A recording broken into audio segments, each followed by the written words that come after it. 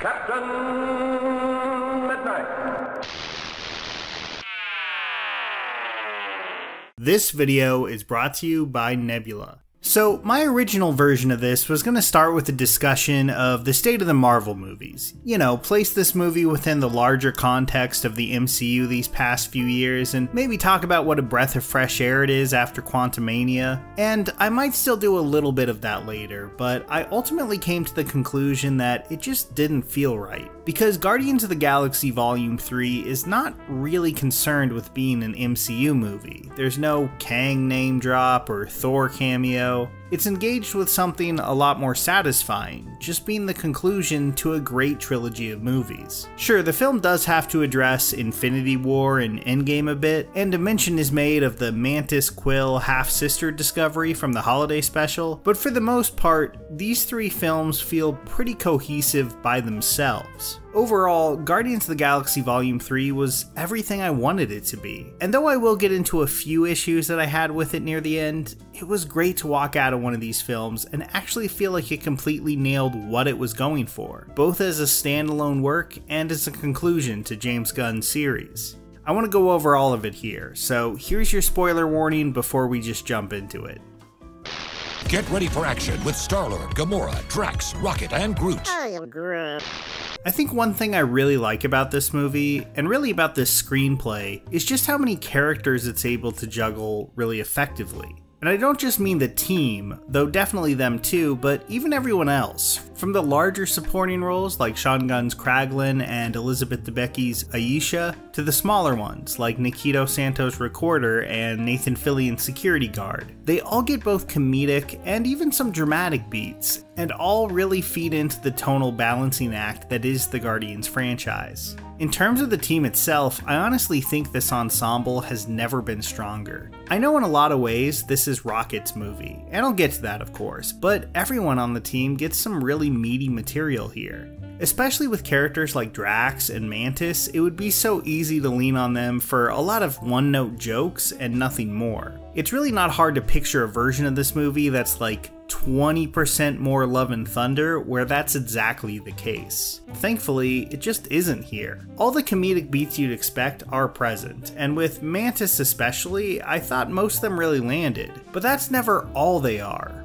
One of my favorite scenes in the movie is actually when the two of them, along with Nebula, find the kids on the ship and have this big blowout argument. Mantis and Nebula are both such well-defined characters by this point, and in many ways polar opposites, that nothing about their argument over Drax feels contrived. It's a very character-based conversation, not a real plot driver. Now that might not sound like much, and it's not like this was the most super pivotal scene or anything, but to be honest I was kind of blown away by it, because there's just so few big budget blockbuster sci-fi franchises where it feels like the 4th, 5th, or 6th build characters could have a conversation like this that feels earned and rooted in who these characters are. They're never just relegated to one-liners or conversations about the big MacGuffin, even if this movie does feature both. And that's actually something I respect a lot about this script. I should also mention Star-Lord himself. You know, I wasn't like super angry with how they handled this character in Infinity War. I actually thought his response to the Thanos thing was emotionally believable, if still pretty dumb. But this movie managed to remind me that, oh wait, I actually really like this character. Something that I'd mostly kind of forgotten since Volume 2, honestly. There's a very fine line to walk with Star-Lord, where so much of the fun is that he's immature and pretty buffoonish, but if you let him be just that, he's kind of unbearable. There has to be something admirable there too. Not just morally, but also that he can actually be competent. He's not Gen X Zap Brannigan, and he gets grading pretty quickly if he's only written that way. But when written well, he is smart about using other people's assumption that that's all he is to his advantage. He does that twice in this movie, and both times I thought it was pretty great. Especially the jump out of the ship with a gliding Groot. That was like the most goofy Flash Gordon-like escape plan ever, and I really enjoyed it. And while I think Chris Pratt has been kind of boring and disappointing in other blockbuster roles, especially Jurassic World, Volume 3 did a pretty great job of reminding me why I liked him in this series in the first place. I still kinda wish he'd go back to doing purely comedic roles like Parks and Rec or The OC, but I did really enjoy him here. I also thought Gamora and Nebula were really well utilized. Gamora takes a bit more of a backseat this time around, with Nebula probably being more central to the narrative. Karen Gillan is always great in this role. In my opinion, she's kind of the unsung, or at least undersung, hero of this series. Able to hit this perfect balance between comically grumpy and the genuine pathos of dealing with her past and her self-loathing. Zoe Saldana, even with her somewhat reduced role, also gets to cut loose here and give us a bit more of a hard-edged Gamora. Now, they did believably build up to her getting closer to the team by the end, but I also liked that, even at the end, she was still pretty far from the Gamora that the team lost. I understand that killing off this character was apparently pretty far outside of James Gunn's hands, but I think he did the best he reasonably could with her return.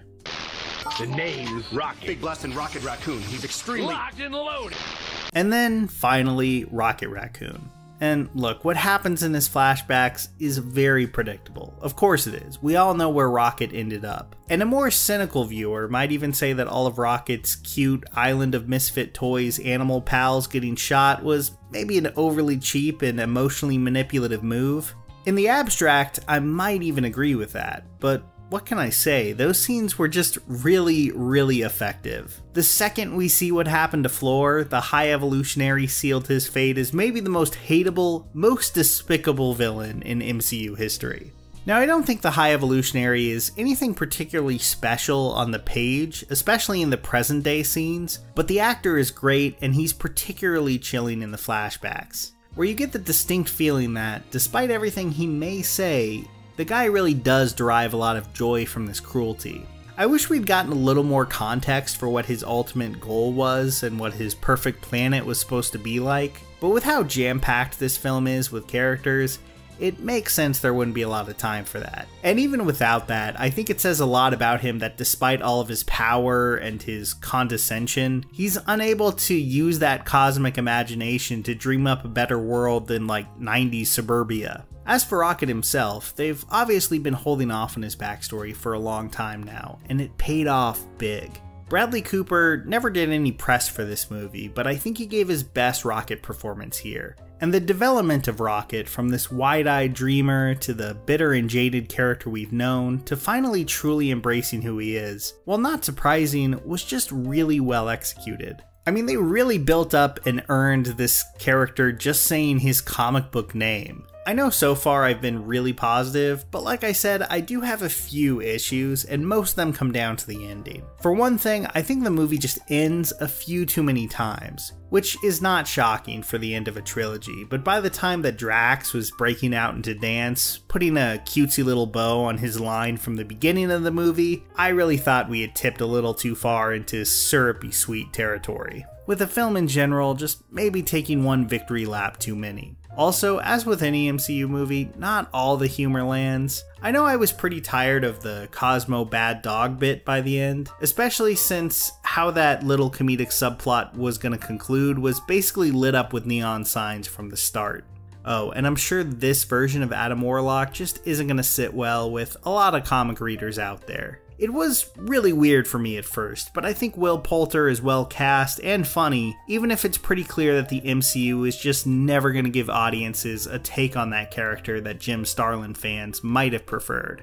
But for me at least, this stuff was fairly minor and easy to overlook, especially when Gunn's direction and the art design of the film just felt so much more purposeful than what we've come to expect from the MCU lately. The action set pieces are always so much more than just people standing in front of a green screen shooting energy beams out of their hands. Obviously, Gunn is leaving Marvel to run things over at DC, but hopefully Feige and company see the difference between this and many of their other recent movies. Gunn came in with a strong and very personal take on this obscure comic book material, and turn it into something that feels like it can stand on its own 2 feet outside of completely just embracing the Marvel formula. I'd really like to see more of that from the MCU. But as for the Guardians, I know they've set up a Rocket-led team, and they even had the post-credit scene promise that Star-Lord will return, but I'm not really sure I need them to. Is there a lot more stories you could tell with these characters?